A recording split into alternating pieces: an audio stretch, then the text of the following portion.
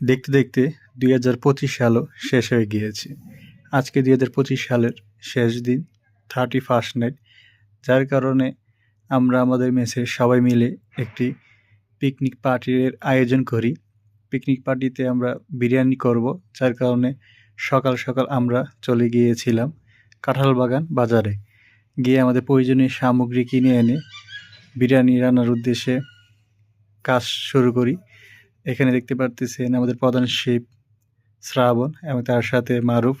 তারা দুইজন অত্যন্ত শ্রম দিয়ে এই আয়োজনটা সম্পন্ন করেছে। আমরা 14 জন এই আয়োজনে ছিলাম।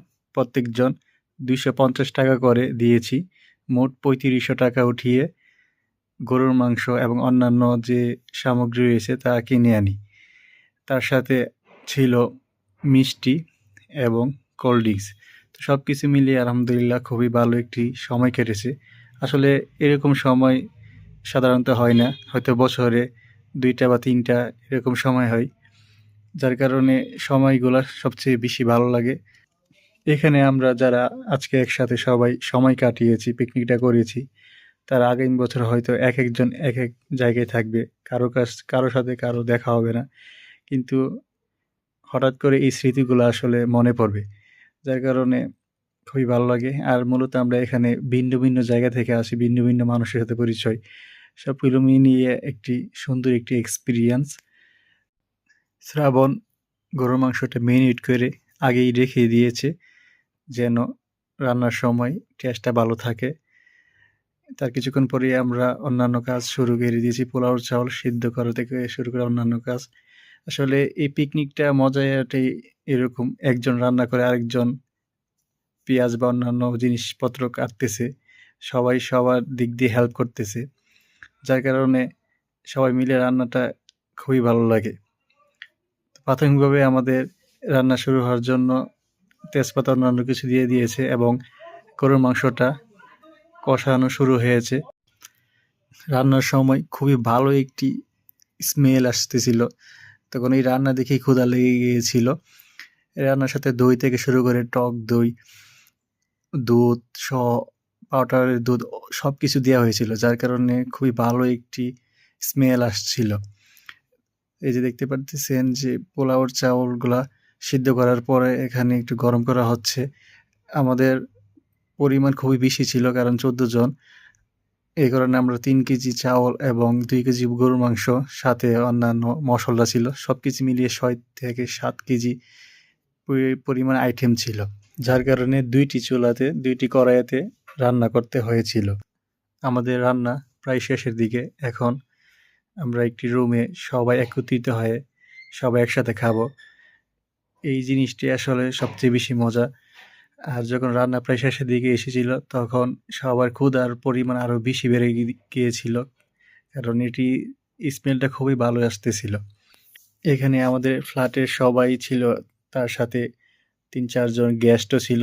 তো আমরা সবাই এই জিনিসটা খুবই উপভোগ করি।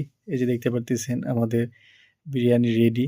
আর এখানে সবাই যারা মেস মেম্বার প্লাস অন্যান্যরা রয়েছে সবাই একত্রিত এখানে বসে আছে।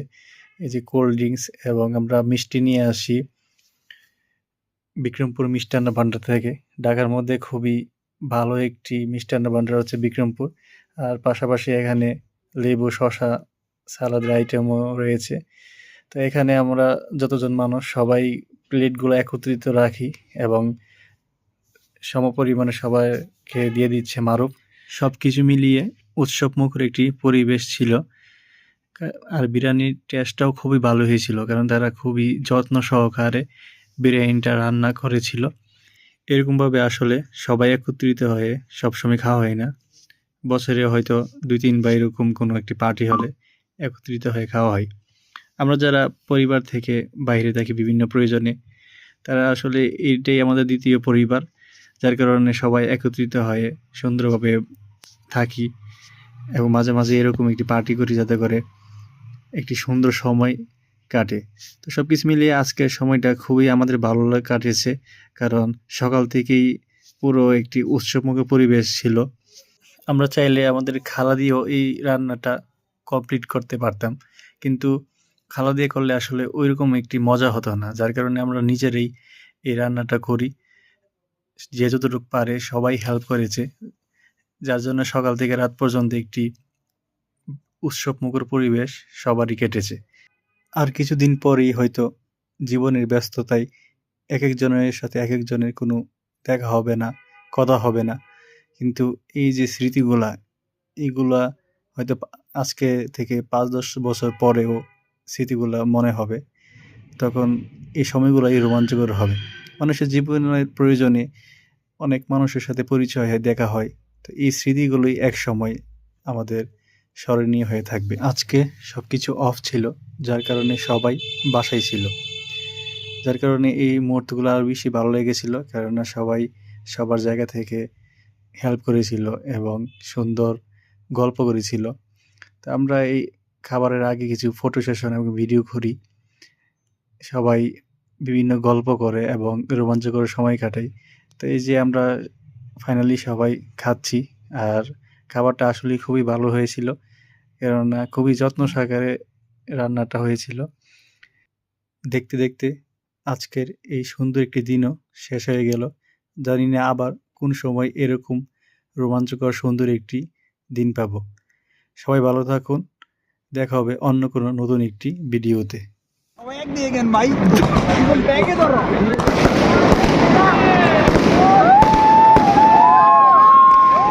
এইদিকে এইদিকে এইদিকে দিকে ফোড়া বন্ডা সা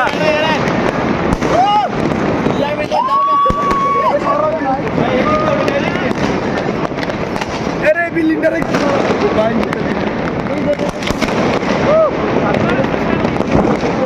এইটা ধরো এইটা ধরো সেরা ওই রে